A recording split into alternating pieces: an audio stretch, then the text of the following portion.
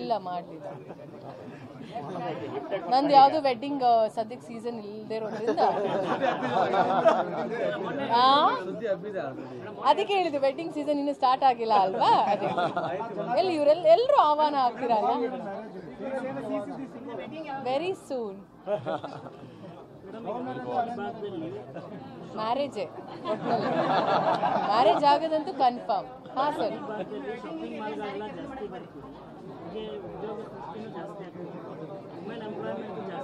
ಖುಷಿ ಅಲ್ವಾ? Women employment ಜಾಸ್ತಿ ಸಿಗ್ತಿದೆ, ಅವ್ರಿಗೆ ಆಪರ್ಚುನಿಟಿ ಸಿಗ್ತಿದೆ ಅಂದರೆ ಇದ್ರ ಬಗ್ಗೆ ಐ ಆಮ್ ವೆರಿ ಹ್ಯಾಪಿ. ನೀವೇನು ಹೇಳ್ತೀರಾ ಹೇಳಿ?